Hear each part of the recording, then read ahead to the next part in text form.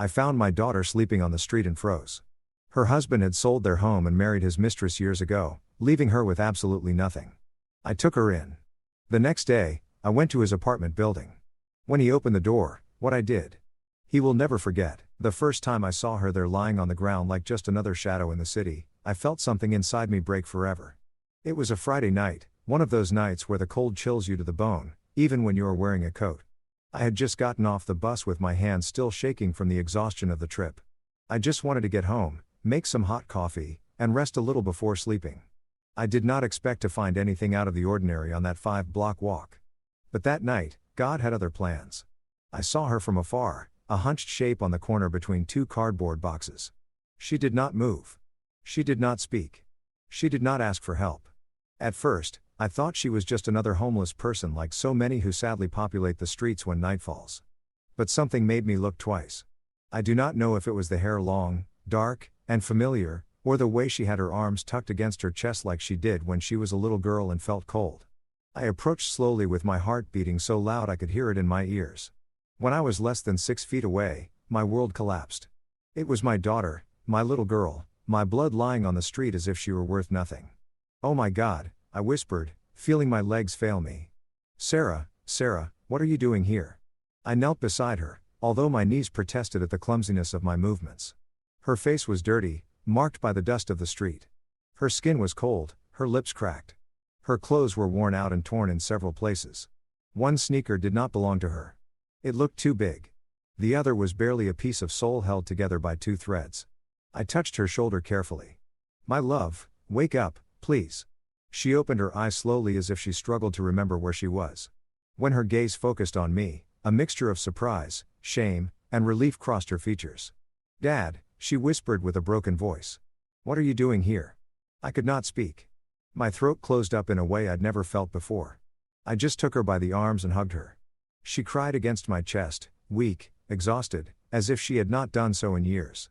My hands shook as I stroked her hair, trying to understand how it was possible that my daughter, the same one I had raised with so much love, was sleeping on the street like a stranger abandoned by the world. "Get up, honey," I managed to say at last with a ragged voice. "We are going home right now. You are not staying here 1 second longer." She trembled when she tried to stand up. We had to do it little by little, leaning on me like she did when she was small and was afraid to walk alone on stormy nights. Her body was so light it worried me. How long had she gone without eating properly? How many nights had she slept like this, exposed to the cold, to the danger, to the indifference of people? "Dad," she said again, almost in a whisper. "He left me with nothing." Her voice broke pronouncing that sentence, and I understood everything. I did not need to hear more to know who she was referring to. Her husband. The same one I never fully approved of. The same one she defended so many times. The same one who convinced her that I was too protective. The same one who promised to take care of her and he destroyed her. But it was not the time for questions. It was not the time for guilt. It was the time to take her home and protect her. I helped her walk the few blocks to my house. Every step seemed to weigh a ton. She cried in silence. I did too, although I did not let her see me. When we entered, I wrapped her in a warm blanket and sat her on the sofa. I made her hot soup, the same recipe I always made her when she was sick as a child. She barely had a few spoonfuls before falling asleep, defeated by exhaustion. I stayed watching her for a long time. My daughter, the same one who once dreamed of building a family, was there sunken, broken, stripped of everything by the man who swore to love her. And then rage invaded me. A dense, deep rage like a fire growing in my chest, but also a pain that made me tremble. While I watched her sleep, I understood that I could not stay still. Not this time, not after seeing what I saw. I had to do something. I had to confront that man. I had to take back what he had taken from her. While I made a cup of tea to stay awake, my mind began to weave a plan. A plan that had nothing to do with violence, but with dignity, with justice, with fatherly love, with everything he never had for her. And while the clock struck 3 o'clock in the morning, I took my phone and looked up the address of the new apartment where he lived with his mistress. There, in an elegant building surrounded by luxuries that did not belong to him, slept peacefully the man who had left my daughter sleeping on the street. But before we continue, I would like to know if you subscribe to the channel William's Revenge Stories, and if you like the video, this helps me see that you support me and enjoy my stories. Now, let's continue. That night, sitting next to my daughter while she slept, I decided that the next day I would go look for him. I did not know exactly what I would do when he opened the door, but I did know one thing. Never in his life would he forget what was about to happen. When I woke up, it was almost 9 in the morning. I had slept in the dining room chair with my head resting on my arms. I did not remember at what moment sleep had overcome me, but I did remember every detail of what I had seen the night before. My daughter was still there, curled up on the sofa, wrapped in the blanket I had put on her with soft breathing, and her face still marked by fatigue. I approached slowly and watched her. That fragile piece I saw in her expression did not match the reality she had lived. And while I watched her sleep, a thought hit me with the force of a hammer. My daughter was missing from my life completely for 2 years, and I never imagined she was like this. It hurt me. It went right through me. It destroyed me on the inside. I made coffee in silence without making noise so as not to wake her. But not even 10 minutes passed when I heard her move. She sat up slowly as if her body still felt heavy. When she opened her eyes and saw me, she smiled, but it was that broken smile as if she struggled to remember how to do it. "Good morning, Dad," she whispered. I went over and sat next to her. I did not want to pressure her, but I knew she had to talk. She knew it, too. "Do you want to eat something?" I asked to give her time. She shook her head. "No, I just need to tell you what happened." I took a deep breath. I nodded. "I am here, honey. Tell me everything. Do not be afraid." She squeezed her hands together. Trembling slightly. Her eyes looked down, avoiding mine. And then she began. "Dad, he sold the house without telling me anything. I found out when the new owners arrived and asked me to leave. He was already living with her with the mistress, and I did not have anywhere to go." I felt a wave of heat run through my chest. Pure fury, absolute indignation. How could he do that to you?" I managed to say with difficulty. She shook her head. "Because he was always like that, Dad. I just hid it all so you would not suffer. He manipulated me. He made me believe that if I told you something, it was going to cause you a heart attack, that you could not handle it, that it was better to leave you alone." I listened to her in silence, feeling my heart tighten. "But that is not the worst part," she continued, and her voice broke. "When he left with her, he left me without money. I had temporary jobs, but it was not enough for anything. I slept at friends' houses, but it did not last long. Later in cheap motel in the end, I ended up on the street. I just could not take it anymore." I took her hand. Her hand was cold, but her pain burned. "Why did you not come home?" I asked almost in a whisper. She began to cry. "Because I was ashamed, Dad. I was ashamed that you would see me like this defeated. And because he kept repeating that you were better off without me, that I was a burden, that if I came back to you, I would ruin your life. I believed him. I was a fool." I lifted her face gently so she would look me in the eyes. "Listen to me well," I told her with a firm voice, but trembling with emotion. Never have you been a burden. You are my daughter, my family, my blood. I would have crossed the world to help you. How could you think I would be better off without you?" She broke down. Her crying flooded the room. Her pain mixed with my helplessness. I hugged her while her body shook. "I am sorry, Dad." She repeated over and over again.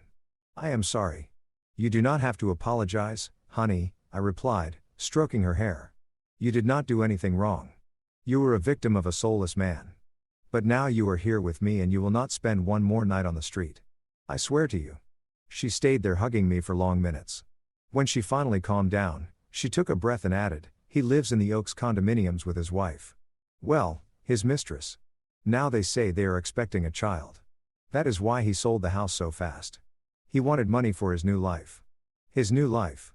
The phrase pierced my chest like a bullet. So that miserable man had traded my daughter for a younger woman and a more comfortable life without remorse, without guilt, without mercy. I got up from the sofa and began to walk around the living room, unable to control the rage boiling in my veins. My daughter looked at me, worried. "Dad, what are you going to do?" I stopped. I stared at her. I felt my hands clench into fists. "I am going to do what I should have done a long time ago," I said with a deep voice. "I am going to go talk to him." She opened her eyes with fear. "Dad, no, please.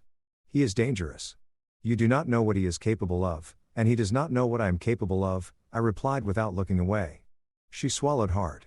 "Promise me you are not going to do anything bad." I looked at her with tenderness, but with a certainty I did not remember feeling in years. "I promise you I will not do anything that hurts you. But I am not going to let the man who destroyed you keep living as if nothing happened." She lowered her gaze. I think she understood that my decision was irreversible. I went to my room, opened my desk drawer, and took out a folder where I kept important documents. I did not know yet what I was going to use, but I knew I would need something, anything, some proof, some data, some clue, because what that man did could not go unpunished. While I looked through papers, I heard my daughter's voice. "Dad, thanks for picking me up last night." I turned around. She was at the door with a fragile but true smile. And that smile gave me strength. "Sarah," I said with a soft voice, approaching her, "never think again that you are alone." I hugged her one more time. And that morning, while the sun was just beginning to peek through the window, I knew with certainty that the next day I would be looking into the eyes of the man who destroyed her life, and that he would never forget what was about to happen. I slept little that night, actually almost nothing. Every time I closed my eyes, I saw my daughter's face, dirty, tired, defeated. And then I saw the face of that man she had called husband for so many years. A man who used her, cheated on her, and abandoned her without any remorse. I got up before the sun fully came up. I made coffee. I put on a thick jacket and sat at the kitchen table, looking at the folder of documents I had taken out the night before. I still did not know what I was looking for, but something inside me told me that there were pieces of a puzzle there that I had not wanted to see in the past. While I reviewed old receipts, contracts, and a copy of my daughter's marriage certificate, I heard her soft steps behind me. She approached with an expression that mixed shame and relief. "Good morning, Dad," she murmured. "Good morning, honey. Could you rest?" She nodded, although her eyes said something else. "I slept better than in years," she confessed, and that pierced my soul. I poured her a cup of hot coffee, and we sat face to face. The morning light entered through the window and illuminated her face. It was like seeing a reflection of the little girl I once carried on my shoulders to take to the park, the same one who asked me for stories before sleeping. The same one who promised to call me every day when she went to live with her husband. But life had been cruel to her, too cruel. "Sarah," I said with a firm voice. "I need you to tell me everything you remember. Everything, even what you think does not matter." She bit her lower lip, hesitating. Then she took a deep breath and nodded. "Okay, Dad. I will tell you everything." She settled in the chair as if preparing to open a box full of painful memories. He started to change long before leaving with her. She began. "At first I thought he was stressed about work, but no, he already had a relationship with that woman. I was the fool who did not want to see it." "You are not a fool," I interrupted gently. She continued ignoring my comment. "One day he arrived furious and told me that the house had to be put in his name. He yelled at me. He insulted me and I accepted. I still do not know why I did it. Maybe I was tired, or maybe I was afraid of being alone." I clenched my fists on the table. "And when did he sell the house?" "A month later," she replied, lowering her gaze. "He told me the sale was for a project. But I did not see a single cent. When I asked him, he yelled at me that it was none of my business. Then he disappeared for 2 days, and when he returned, he was already planning to leave with her. My breathing became heavy and no one helped you. No lawyer, no friend. He convinced me that if I reported him, he could say that I was mentally unstable and that I would lose any right. He even said he could take away my last name. He terrified me. Dad. I felt something I could not describe. It was not just rage. It was an ancient, deep, almost primitive pain, as if the injustice committed against my daughter had been nailed into my own skin. I got up from the chair without wanting to, driven by the need to walk. She looked at me worried. "Dad, what are you thinking?" "I am thinking," I said with a racing heart, that man is going to pay for everything he did to you. That I'm going to look him in the eyes and I'm going to remind him who I am, and that I am not going to allow him to destroy your life again. Never again." She stayed silent. Then slowly she spoke. "Dad, I am scared." I turned and looked at her with tenderness. "You do not have to be scared. Not while I am alive." She got up and hugged me. Her body trembled, mine, too. We were two wounded souls trying to find strength in each other. When she pulled away, I thought she wanted to rest, but she went to her bag and took out an envelope that was crumpled and almost torn. "I found this a long time ago," she said. "He does not know I have it. I kept it without knowing why, but maybe it will be useful to you." I took it in my hands. I opened the envelope carefully. Inside were copies of printed emails, contracts, text messages, all related to the sale of the house. There were suspicious bank movements, deposits to unknown accounts, and one thing that caught my attention. A message from the mistress telling him, "Sell it now." We needed to close the deal on the apartment. I rested my hands on the table. I felt that everything fit, every piece, every deception, every lie. That man had not only abandoned my daughter, had not only manipulated her, had not only left her on the street, he had scammed her. He had stripped her of everything that was hers. And on top of that, he had used that money to build his new life. I stood for a long minute looking at those papers. There was the beginning of my path. There was my weapon. There was the door to destroy what he had built. I returned the papers to my daughter and caressed her face. "Honey, thanks for trusting me." She smiled weakly. "What are you going to do with that, Dad?" I took a breath. "I'm going to get justice, but not with blows, not with violence. I am going to do it as it should be done, with intelligence, with strategy, and with calm." I took a step toward the window and looked out. "Today, I am not going to go see him yet," I added. "Not until I have everything I need. But soon, very soon, he is going to know what it is to face a father who has seen his daughter suffer." She approached, rested her head on my shoulder, and murmured, "Dad, I am afraid he will hurt you." I smiled without looking at her. "Do not worry. He is not going to touch me. He will not be able to." My hands closed into fists. The plan had been born, one that he would never see coming, one that would change his life forever. I spent the morning reviewing every document my daughter had kept in that crumpled envelope. They were loose pieces, fragments of a puzzle that finally was beginning to show a clear picture. But I knew that if I wanted to unmask that man, I could not stick only with loose papers and suspicions. I needed solid proof, witnesses, details, and to know up close the fake life he had built using my daughter's suffering. At 3 o'clock in the afternoon, I took my coat, put the documents in a folder, and went out. My daughter was taking a deep nap. Her body needed rest. Her soul did, too. I did not want to wake her. I left her a note on the table. "Sarah, I went out to fix some things. I will be back soon. Rest, Dad." While I walked to the bus stop, I felt a mixture of anguish and determination. I did not know exactly what I was going to find at the Oaks condominiums. But I did know that I would not return home until I had enough information to take the next step. The ride was long. The building was in an elegant area of the city, very far from where my daughter and I lived. I remember that while the bus moved forward, I saw expensive houses, luxury cars, and people with smiles of superiority, as if life had never been cruel to them. I asked myself how many lives my ex-in-law had crushed to get to this place, how many lies he had told, how much damage he had caused. When I got off the bus, the building appeared right in front of me. It was imposing, a modern building with a glass facade with impeccable gardens and a security gate that looked more like a wall.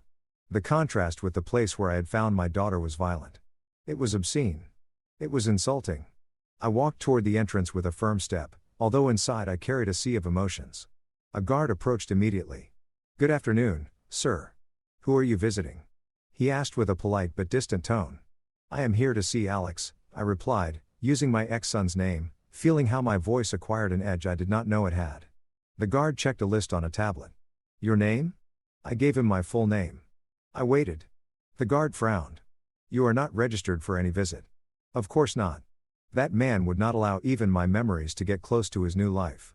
"I just need to leave him some documents," I said, keeping my cool. "They are important. I can wait in the lobby." The guard hesitated. He looked me up and down. I must not have given the impression of danger. I was a man of almost 70 years with a folder in my hand. After a few seconds, he nodded. "Okay, but you cannot go up without authorization. Wait here." I entered the lobby. The cold perfumed air hit me in the face. There were luxurious armchairs, shiny floors, modern lamps, everything my daughter had lost. I sat down, took a deep breath, and watched the people entering and leaving. Young couples, executives, a pregnant woman, all with perfect lives, or at least lives without the hell my daughter had lived. 15 minutes later, I heard a familiar voice. It was not my ex-in-law's. It was a woman's voice. "Are you Sarah's father?" I turned around. It was a neighbor. I knew it instantly. She was carrying a bag with groceries, wearing elegant clothes, and had that expression of someone who knows too much, but does not know if she should speak. "Yes," I replied, standing up. "I am her father." She looked to the sides as if fearing someone would hear. I saw her a long time ago before she lowered her voice, before he left her. "Your daughter came here a lot crying." He yelled at her in front of everyone. Once he pushed her in the hallway. My heart stopped. "He pushed her?" I asked, feeling a wave of fury. "Yes," she said with a frown. "I reported it to the administration, but he said she just tripped. And since he is friends with the supervisor, well, you know how this works." I did not know whether to thank her or cry. My daughter had suffered more than I imagined. "And do you know if he lives here with her?" I asked. The neighbor lowered her gaze. "Yes. She came to live here even before he separated from your daughter. Many people knew. Everything was an open secret. I lost my breath for an instant. The deception had been deeper and more brazen than I thought. The woman came a little closer. Your daughter did not deserve that, she said firmly. Nobody deserves it. But he believes he is untouchable. Untouchable. That word echoed in my chest. Thank you. I replied with a low but firm voice. Thank you for telling me. She nodded and walked away, leaving me alone with thoughts that were no longer thoughts. They were fires. They were knives. They were decisions. I looked at the elevator. I knew I could not go up. I knew that today I could not confront him yet. But I did need to see more. So I left the building and walked around the structure looking for signs of his life from the outside. And there he was on the 4th floor balcony, him, my ex-son-in-law. He was laughing with a glass in his hand, laughing as if life belonged to him, as if he had never hurt anyone. And by his side was the mistress, the woman for whom he destroyed my daughter, the woman who was heavily pregnant. There was music, there was celebration, there was happiness. I felt something inside me split because while they celebrated their new life, my daughter was sleeping in my house after having lived on the street. I did not move a single muscle, I just watched until he went back inside the apartment, not imagining that from below the man he should have never despised was watching him. That day, as I walked away from the building, I understood everything. I was not going to hit him. I was not going to insult him. I was not going to confront him like a furious old man. I was going to destroy him with the same calm with which he destroyed my daughter. But unlike him, mine would not be cowardice. It would be justice. I walked back home slowly with the folder pressed against my chest and my mind full of images I could not erase. Every step seemed heavier than the last. The echo of the laughter I had heard on that balcony kept pounding inside my head like a hammer. Years had passed since I felt such an explosive mix of hate, pain, and determination. When I arrived, the sun was going down. The house was silent. But that silence was not empty. It was the silence of peace my daughter needed. I approached the sofa where she had slept the night before. This time she was awake, staring out the window as if trying to understand at what moment her life had broken. Sarah, I said softly. She turned her head and smiled, but that smile hurt. It was a smile of gratitude overshadowed by sadness. Dad, you're back. I sat next to her. There was a long silence between us, one of those silences that speak for themselves. She knew I had gone to the building. I knew she wanted to ask, but neither of us spoke at first. Finally, I took a deep breath. I saw him. She tensed her shoulders. Him? Yes, him and her. She looked away and pressed her lips together as if she wanted that conversation to end quickly. I did not blame her. Reliving that pain was like opening a freshly closed wound. They seem happy, I added without emotion, as if the words had no owner. She closed her eyes for a moment. I knew it, she whispered. But it hurts anyway. I took her hand and squeezed it. Honey, you do not deserve to carry this shame. You do not deserve to carry his trash on your back. He did not destroy you because you were weak. He destroyed you because you are good. And good people sometimes trust the wrong person. Her eyes filled with tears, but she did not cry. She stayed still, listening. I do not want to avenge you out of anger, I continued. I want to do it because he owes you. Because he snatched your home, your dignity, your peace of mind, and because I, as your father, am not going to die without making sure you get your life back. Her lips trembled. Dad, please do not do anything that puts you at risk. I will not, I replied firmly. I am not an impulsive young man anymore, and I do not need to yell at him or touch him to destroy him. What I will do, I'm going to do well. I am going to do it like a man who has lived long enough to know that justice is more powerful than rage. She stayed looking at me for a long time, as if she were trying to recognize herself in my words, or perhaps trying to recognize the father she once thought invincible. Dad, I love you, she said, breaking a little. I hugged her, a long real hug, one of those that hold the soul together. I felt her tears on my shoulder, and I thought that although the world had been cruel to her, I would never allow it to trample her again. When she calmed down, I helped her stand up. She walked to her room with slow steps, but more secure than the day before. I stayed alone in the living room. I looked at the folder on the table, the documents, the messages, the proof of the betrayal. And there, in that heavy silence, I felt the clarity I had been waiting for since the moment I found her sleeping on the street. It was no longer just pain. It was no longer just rage. It was a purpose. A purpose so solid it seemed part of my own body. I approached the window. Night had already fallen. The street lights illuminated the solitude of my home. I thought about my daughter sleeping safe under a roof again. I thought about the man who had destroyed her and who now lived like a king. I thought about the woman accompanying him about her pregnancy, about the perfect life they had built on lies. And without realizing it, I spoke in a low voice. Tomorrow I will start. But before continuing, I would like to know if you subscribe to the channel and if you like the video. This helps me see that you support me and enjoy my stories. Now, let's continue. I took the folder and opened it once more. Every document was a seed of truth. Every message was a crack. Every signature, every date, every printed conversation was a knife I could sink with surgical precision. I did not need violence. I did not need threats. I did not need to risk my freedom or my integrity. I just needed to organize it all. And then I knew what I had to do.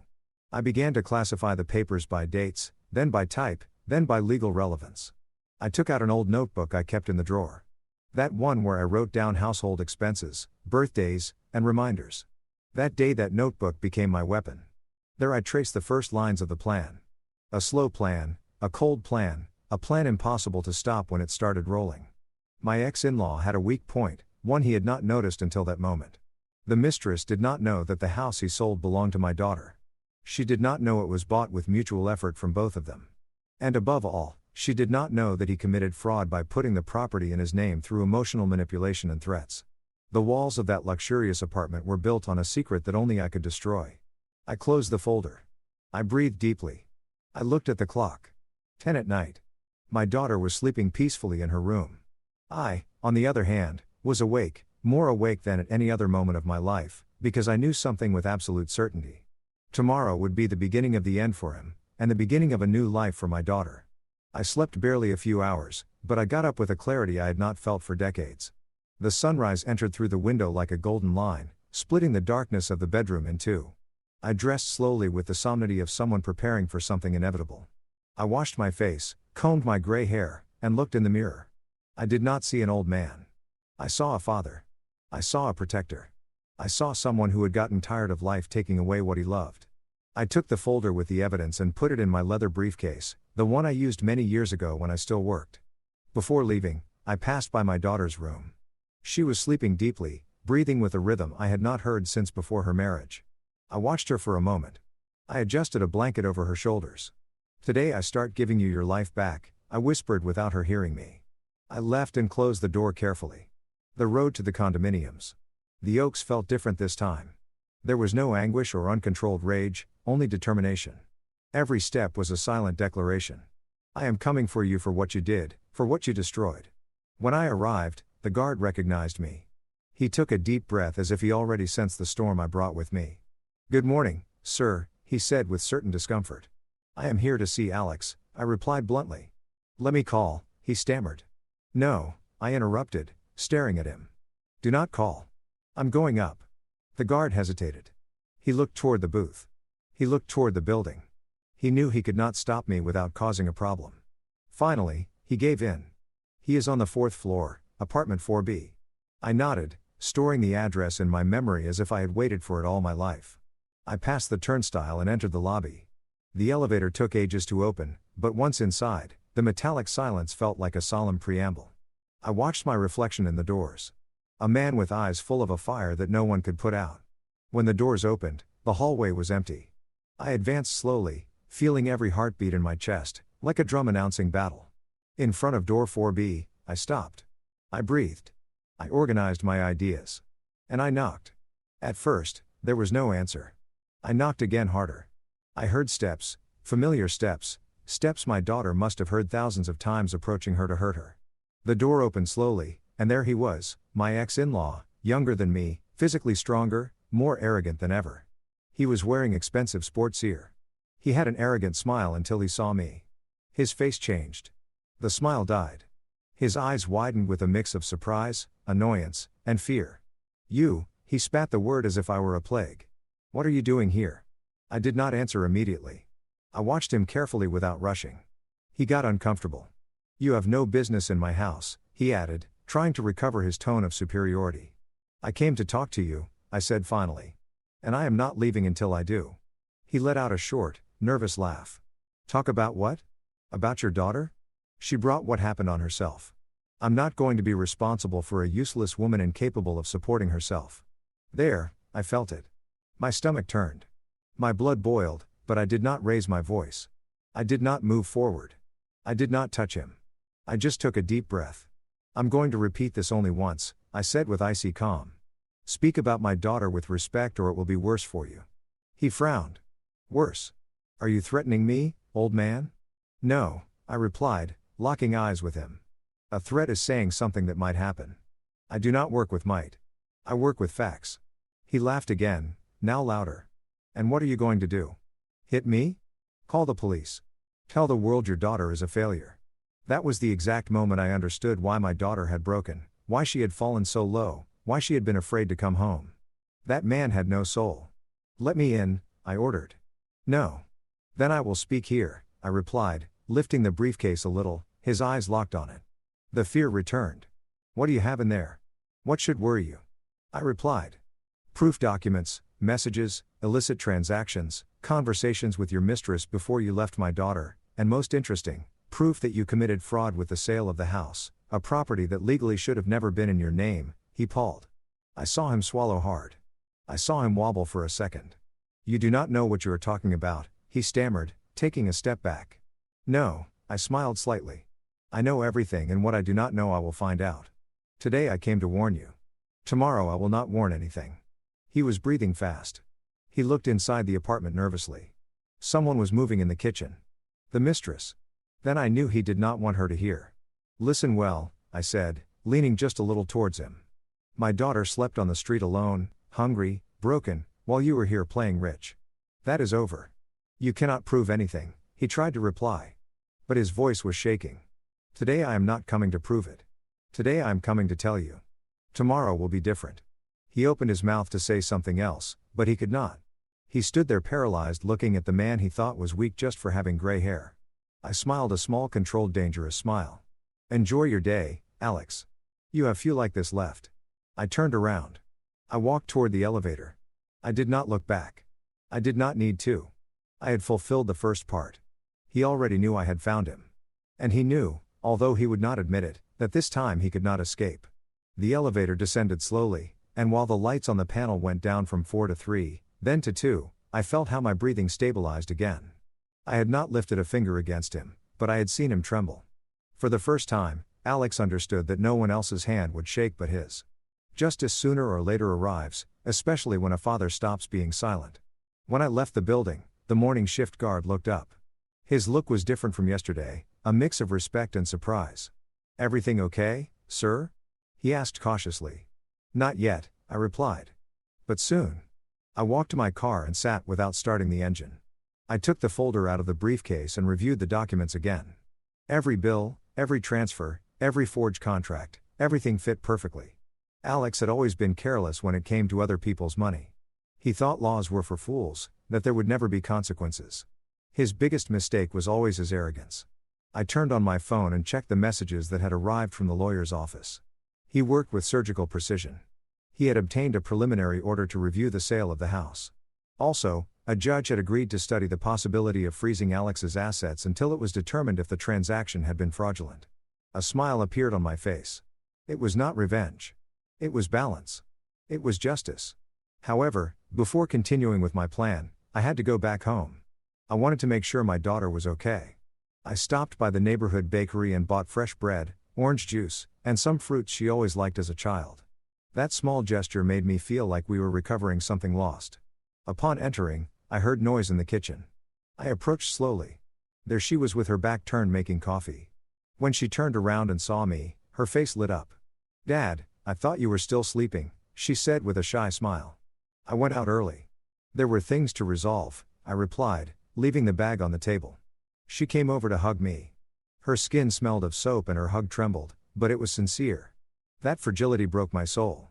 No one should do that to another human being, much less to the person with whom they said forever at an altar. "Did you sleep well?" I asked, breaking the silence. "Much better than in years," she replied, looking at the cup in her hands. "Dad, I do not know how to thank you. You do not need to thank me for anything. I am your father. I am here to hold you when the world falls apart." She took a deep breath as if that phrase had healed her a little, but I know that inside her there was a knot that would take time to untie. After having breakfast together, she went up to shower. I took the opportunity to call Samuel, my lawyer and old friend. Ready for the next phase? He asked as soon as he answered. Ready? I replied. I want to present everything today. Perfect.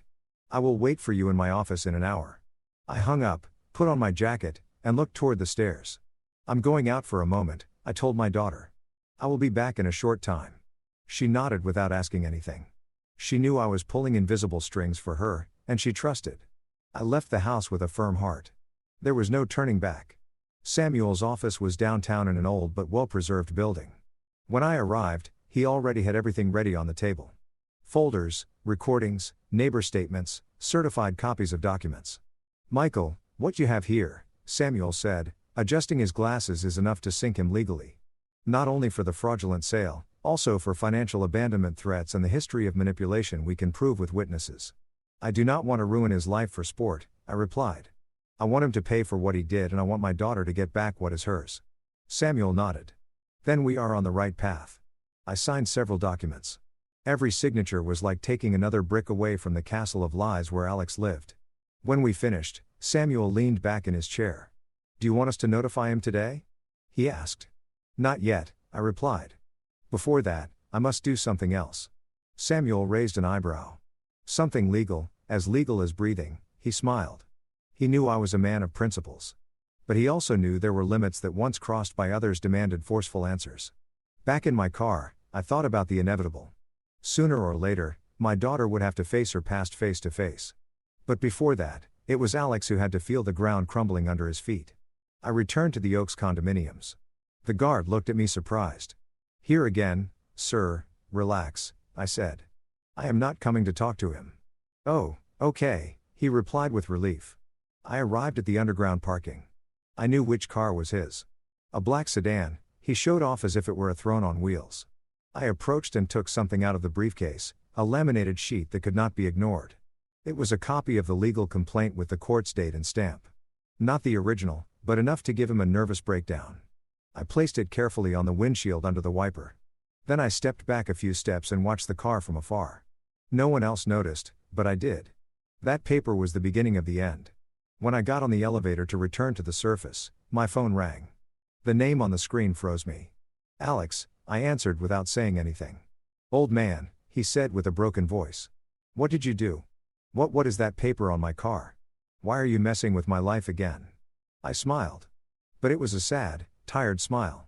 Why did you mess with my daughter? I replied. You cannot do this to me, Michael. You cannot. His breathing was agitated as if he were on the verge of a panic attack. Let's talk. Please. We already talked today, I replied calmly. Wait, do not hang up. But I hung up. The elevator opened its doors. I went outside. I breathed the fresh afternoon air. My war was not of blows. It was of truths. And he had just received the first one. That afternoon, after hanging up the phone, I stayed a few seconds looking at the black screen. It was strange.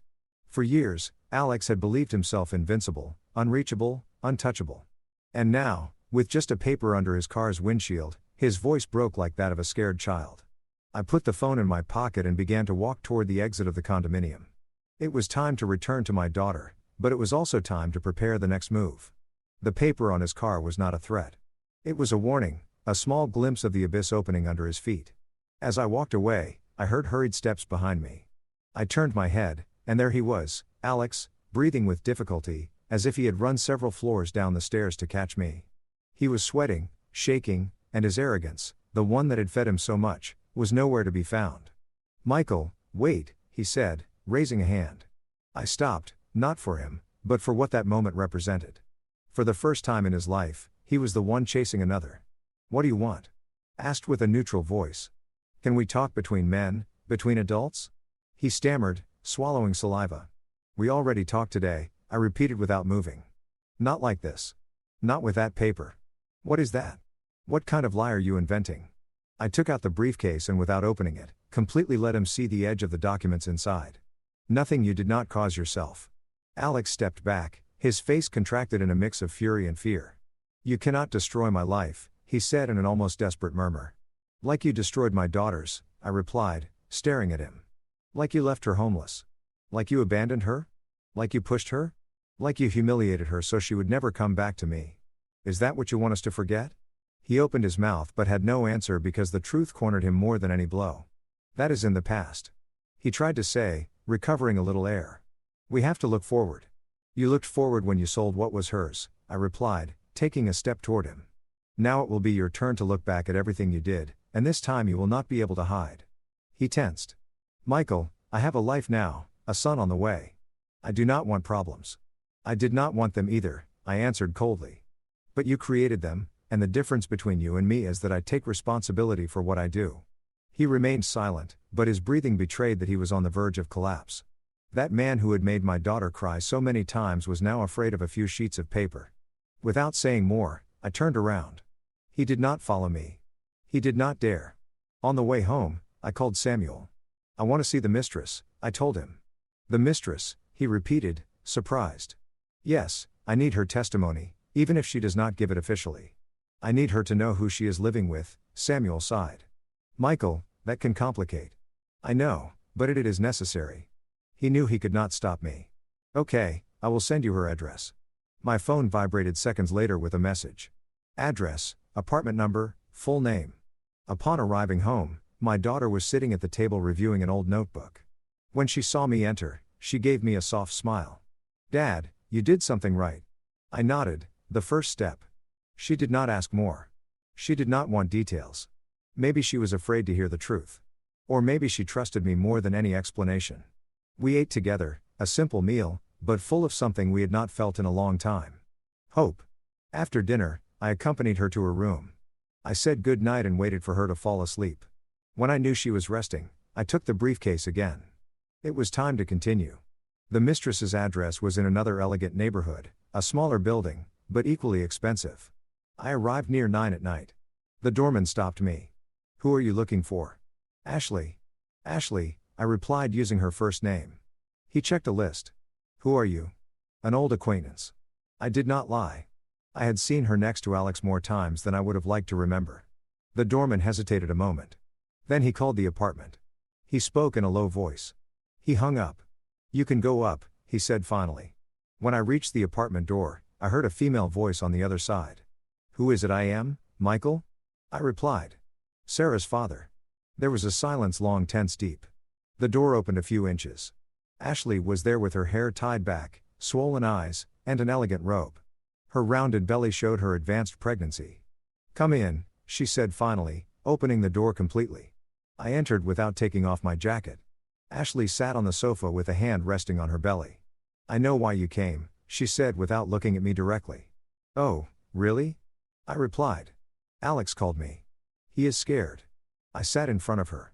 He should be, I replied calmly. She sighed and finally looked me in the eyes. He told me that you want to ruin him. He ruined himself alone, I said without blinking. And he dragged my daughter with him.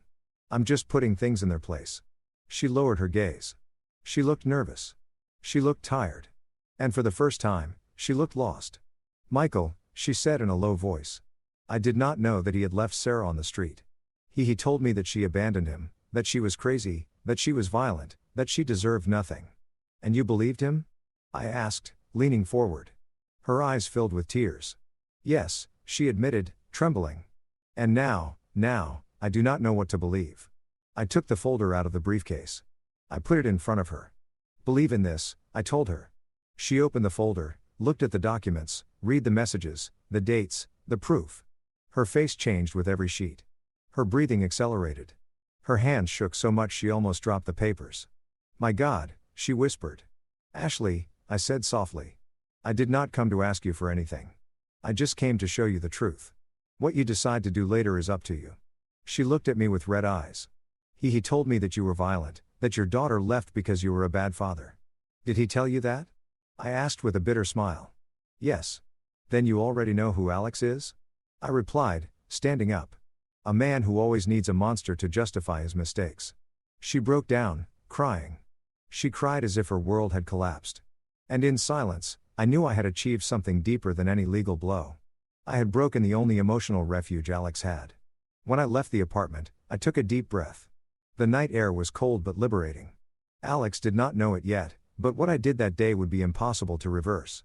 The next morning, when I woke up, the house was silent. The sun entered through the dining room window, illuminating the table where my daughter used to sit and write in a notebook that was already worn by so many tears. I made myself a coffee and stayed a moment watching her bedroom door. She was still sleeping. She looked so calm when she rested, so different from the broken woman I had found lying on the street.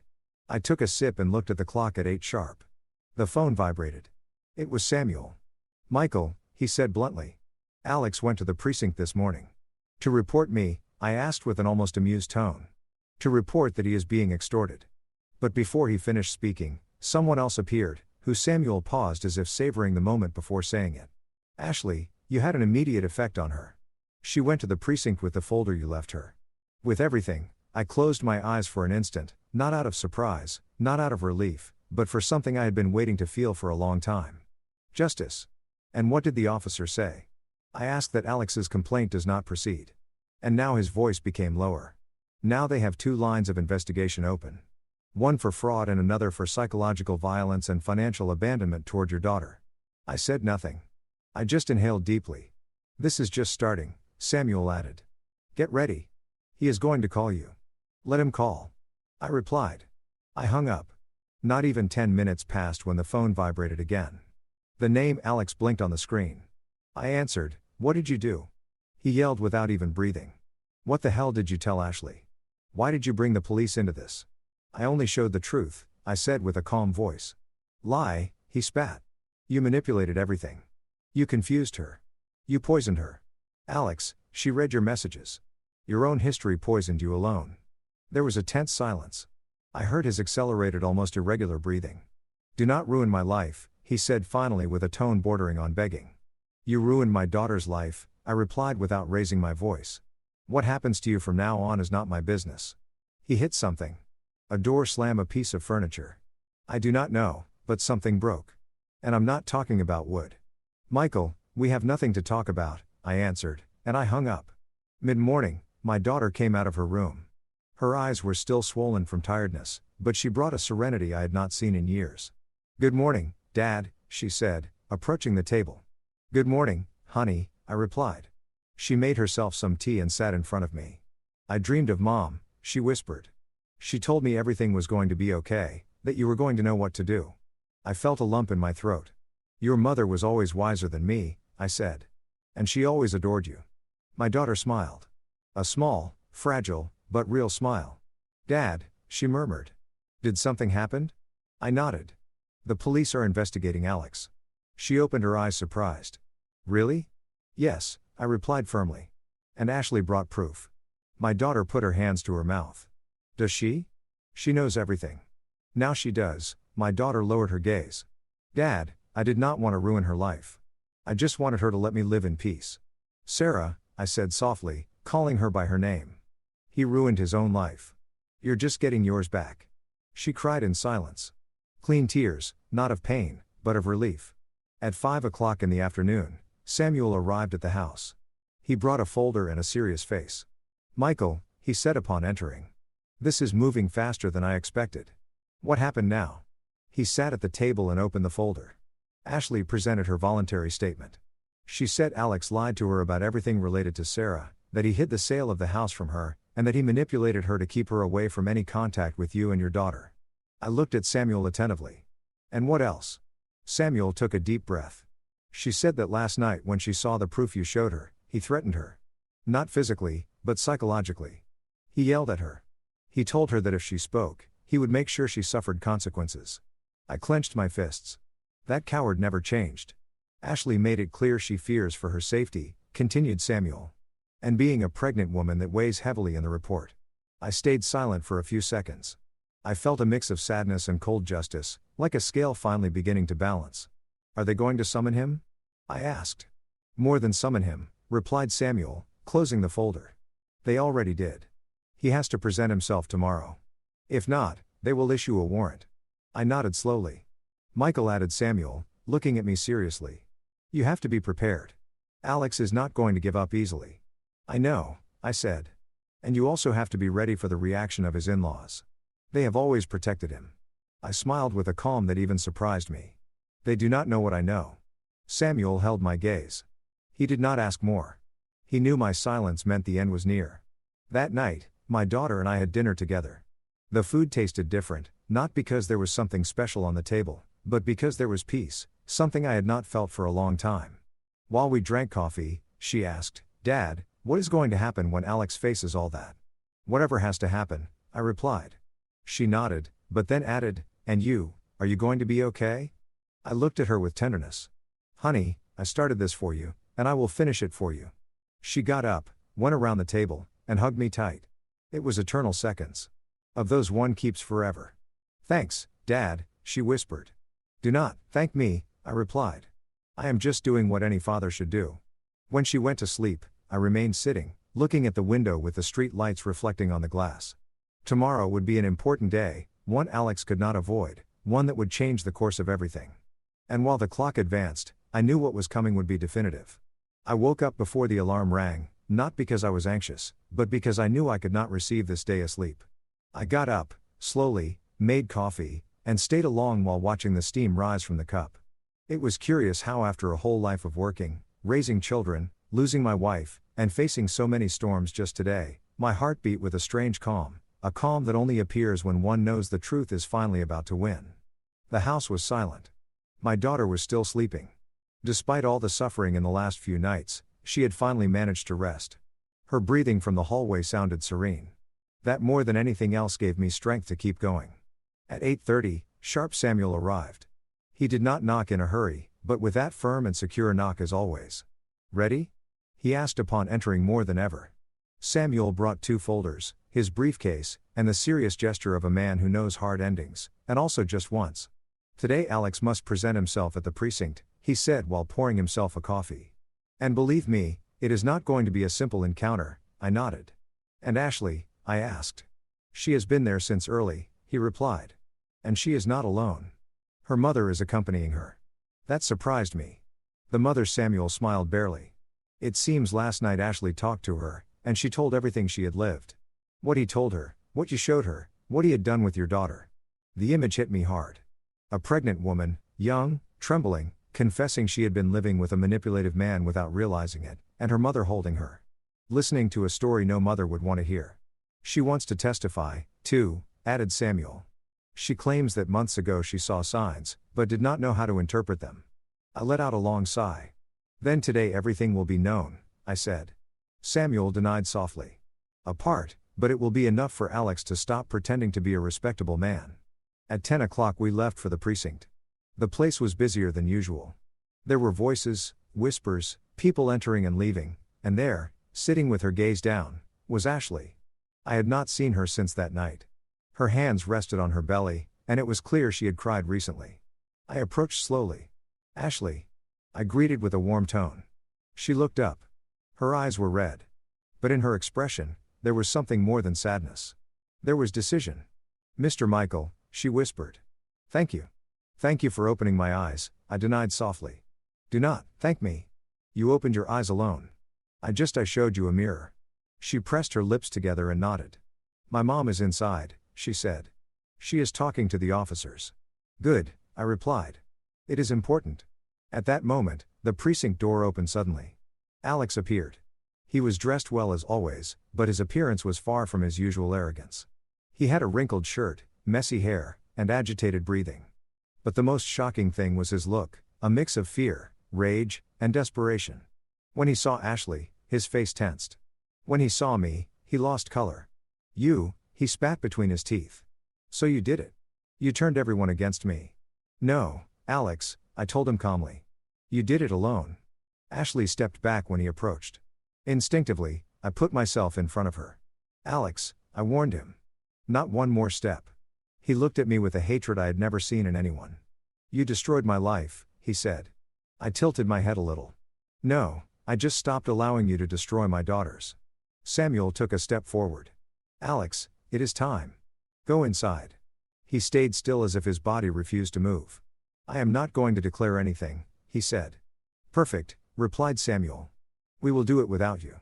That "we will do it without you" hit him more than any insult. Inside the scene was different. Ordered cold official. Statements were taken one by one. First Ashley spoke. I heard her from behind the glass. Her voice was soft but firm.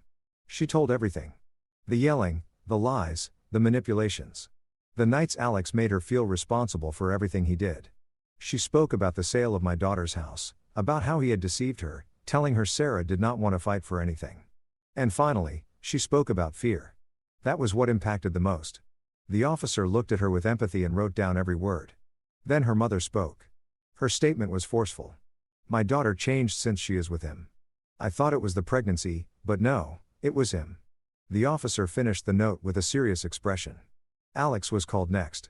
The room became so silent the typing of a computer could be heard at the other end. I was waiting in the hallway when suddenly the door opened and he came out furious. They invented everything, he yelled. Everything. It is a lie. She is manipulated by this old man. He pointed at Samuel, then at me, then at Ashley. You two ruined my family, Alex, said Samuel with forced calm. Family is not ruined by showing the truth. It is ruined by hiding it. Alex trembled from head to toe. I do not plan to lose everything for an exaggeration, he growled. You already lost it, I said softly, his jaw clenched. I saw something in his eyes I'd never seen before. The certainty that there was no way out. Hours later, we returned home. My daughter was making soup. She rushed toward me. How did it go? She asked. I looked at her, took a deep breath, and placed my hands on her shoulders. It is over, honey. He is cornered. He cannot hurt you anymore. She stayed motionless. Then she began to cry, but it was a different cry, as if her body expelled years of retained pain. I hugged her. I felt her head tremble on my chest. Dad, why did it take me so long to leave him? She asked between sobs. Because you believed in love, I said. And that is not a mistake. She separated a little and looked at me with red eyes. Do you think I will be able to start over? I stroked her hair. You will. You are not alone. You will never be again. That night, while she slept, I received a message. It was Samuel Michael. A restraining order was just issued against Alex. Also, they will start the formal investigation process. Tomorrow, I will tell you more. I read it several times. I felt immense relief. Not because I wanted to see him sunk, but because for the first time in years, my daughter could lift her head without fear. I poured myself a whiskey. I sat in the armchair and sighed long, deep, liberating. Suddenly, my phone vibrated again. It was an unknown number. I answered. Silence, then a broken voice. Michael, it was Alex. I do not want problems, he said. I just want to talk to you, Monto man. Just that, I remained quiet. I am destroyed, he continued. I lost Ashley. My family does not want to see me. And now facing the law, I do not know what to do. I did not answer. I know you. His voice broke. You are right. I was a monster. That did surprise me. Michael, he swallowed saliva. I just want to ask for forgiveness. I do not know if it helps. I do not know if it changes anything, but I had to say it. I took a deep breath. Alex, I said with a firm voice, it is not me who has to forgive you. There was a long silence. I know. He whispered and hung up. When I left the phone aside, I stayed looking at the wall. I did not feel satisfaction. I did not feel revenge. I just felt the circle had closed. My daughter was sleeping safe in the next room.